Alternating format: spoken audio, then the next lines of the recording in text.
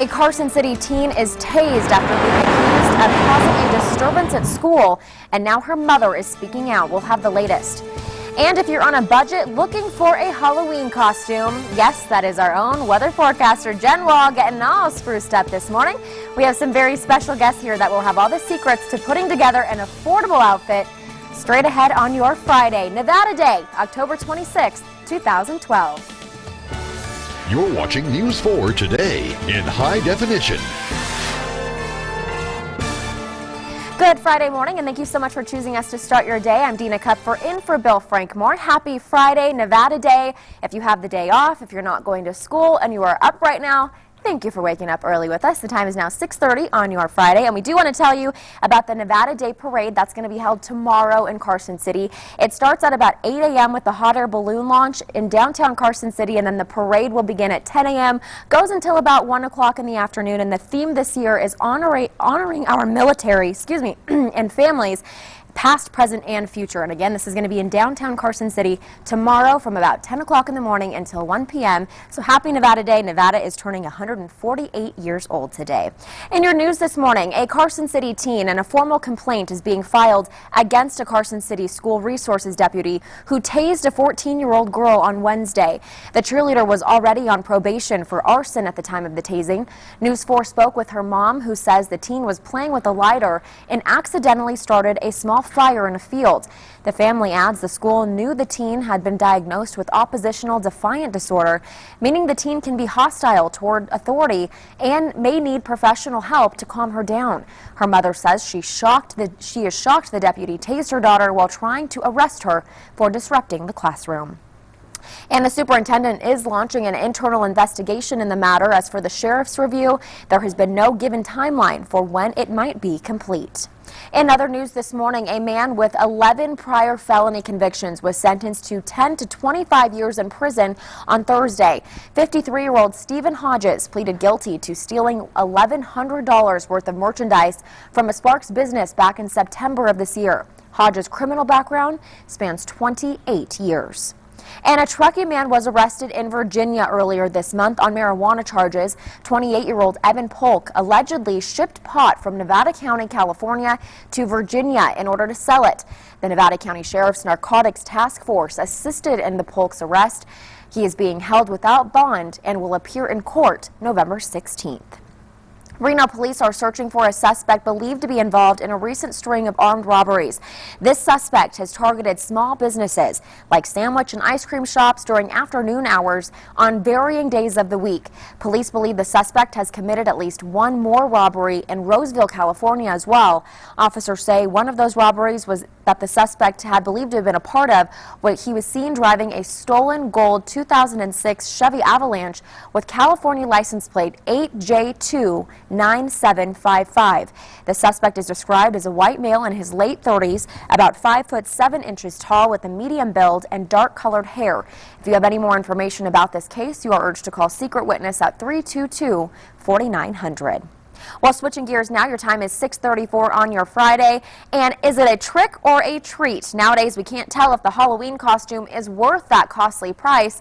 Jen Wahl and the folks from Socialite Salon are here this morning with some tips on how you can have a wonderful Halloween night without burning a hole through your wallet. And Jen, as we toss it to you, I have to say, you look dang good this morning. That outfit is awesome. Good morning to all of you. Thank you so much, Dina. I want to thank my great team. This definitely wouldn't be possible without Julie, Nikki, and Jack. They come to us from Socialite, and we like to have a little fun around Halloween, get dressed up, and have a little fun with the weather as well. Thankfully, we have nice weather this weekend, but before we get there, Julie, I'm going to let you take it away and explain how you've given me this family-friendly, fun Jessica Rabbit look. Yes, as you all know, more outfits are now more revealing. So what we want to do is make this a little more family friendly and less revealing we just added a few things to it. So with the Jessica Rabbit outfit, we had the traditional gloves with the red dress, but just to cover up the in-between and give it a little bit more material on the shoulder, we found this really cute scarf shawl that we were able just to attach here at the hip with a little bit of clothing tape. So that's why we decided to do this, and we just tape it just a little bit tight around there so it contours the body. And then we add a little bit of the clothing tape right down here to the seam so that we would just help show a little less leg. Yes, very important, especially as you're doing the weather here this morning at News 4. All right, so it's also going to be very chilly on Saturday night, Sunday night, whenever you're celebrating Halloween. So my little friend That's here. why we have this. This will keep you nice and warm, glam it up. Yes, and it's not going to let me get cold out there, especially when we're dropping into the 30s and the 20s, whether you're celebrating, you know, at Tahoe maybe, or down here in the valley. It's going to be very cold, as it always is this time of year, and I think it's always a struggle to stay warm on Halloween. And we've also given a few ideas of some costumes really quickly. Can we run through? We showed some kid-friendly ones as well as some for the family. Do you guys remember some of those pictures that we showed earlier, just really quick for our viewers who maybe don't want the girly look for Halloween? Yeah, for your kids, we had the lamb, they're really cute with cotton all over, and then we had the boy that was a Lego box, that was just a box with some Solo cups and red paint. They're really, really simple. So just find something in your house and dress it up. Have fun. Do it up, and I know my husband and I have done that as well. We are going to be Honey Boo Boo and Mama for Halloween. That would be a great outfit. So excited. So easy to do that. Let's go ahead and get to your weather forecast now. Once again, just want to thank Julie, Nikki, and Jack, all from Socialite. Thank you so much. Helping me out this morning. Have a little pre-Halloween fun. 33 degrees outside at the Reno Tahoe International Airport with your humidity at about 66%. No wind and no gusts this morning. We're looking at teens right now at Truckee, and those temperatures are continuing to drop as we are even closer to sunrise this morning. Teens in effect right now in about the northeastern part of the Silver State. So we do have some freezing fog advisories in effect until about 9 o'clock this morning. That's going to include areas around Winnemucca as well as Elko into Churchill and Pershing counties, parts of those areas as well. Now looking at your satellite radar, some changes for the Pacific Northwest. Had a drier day yesterday for the Pacific Northwest. Today a little bit of a wetter one in the forecast with some showers there to a trough of low pressure. Now that trough is not going to stretch far enough south to impact northern Nevada really. We still have that ridge in control, and so it's just going to stream a few high clouds over at the Silver State. Yesterday's high was 53, so we were quite a bit below the average. Overnight lows below as well, and those daytime highs and overnight lows will be a little bit below, but the daytime highs actually do get closer to normal throughout the weekend, above average as we get into next week with 70s for your daytime highs.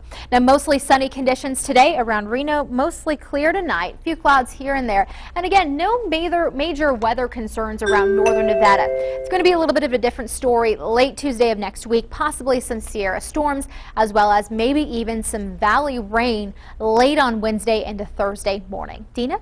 All right, thanks so much for that, Jen. Let's hope the weather holds out for Halloween. Well, let's go ahead and take a look at the roadways this morning. We have Trooper Chuck Allen from NHP on the phone. Good morning to you, Chuck. Well, good morning, Dina. Happy Friday and happy Nevada Day to everybody out there. We are finishing up one non-injury accident, Dina. It's out in Churchill County on Highway 50 near the Middlegate area. No injuries involved in that. That is the only crash we're currently working this morning, and no road controls to mention on any of the upper elevation highways. So if you're headed out today to enjoy the long weekend, have a safe weekend, and don't forget to come out and see us in the Nevada Day Parade tomorrow. Dina, that's a quick look at your traffic. I'll send it right back to you in the studio. All right, thanks so much for that, Chuck. And again, Nevada Day officially is actually going to be observed today, but Nevada Day is technically October 31st, but of course several of us have the day off for the observance of the holiday today. And again, that Nevada Day Parade is going to be held tomorrow in Carson City starting at about 10 a.m. in downtown Carson Street. And there's also going to be a hot air balloon launch starting at 8 a.m. tomorrow in Carson. So if you do have the day off to observe the holiday, have a wonderful rest of your day and holiday and weekend. Well, now we are going to turn things over to the stock market. We have our personal wealth coach and the big man on stocks, John Sanchez, joining us this morning. John, how are things looking for this Friday? Good Friday morning to you, Dina. Overall pretty good. We were a little bit nervous in the pre-market session about 4:30 this morning. We were way down on the futures, down about between 70 to 80 points. Got a little bit of stability at about 5:30. We had the release of the third quarter GDP. This is the first read. We'll get the final read in a couple weeks. did come in better than expected. Most economists were looking for the economy to grow about 1.5 to 1.7%. We did receive a 2% growth rate, but again, that'll be revised here in a couple weeks.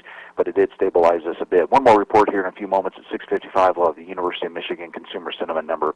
Dina, I could probably spend an hour going through all the earnings numbers this morning. Big list. But let's go back to yesterday. Apple and Amazon. Apple did report numbers. They came in 8 cents shy of Wall Street's estimates.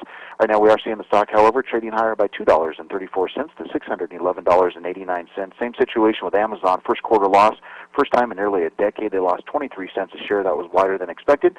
But Wall Street's bidding it up. We're higher by $6.74 on Amazon at $229.66. As far as the market, we're sitting with a gain of 19 points on the Dow at 13,122. NASDAQ gaining 9 points at 29.95, and a 2-point increase on the S&P 500 at 1,415. Dina, back to you in the studio. Have a great Friday. Thank you so much. You do the same, John. Thanks again for joining us this morning. While still ahead, Hurricane Sandy is headed to the East Coast after storing up deadly conditions in the Caribbean. We're tracking the storm and we'll bring you the very latest. And before we head to break, here is our featured job of the day. For this and more listings, just head to our website, mynews4.com. And first, here's a look at your travel forecast across the nation. We're looking nice and clear right now. We'll have your full weather forecast after the break.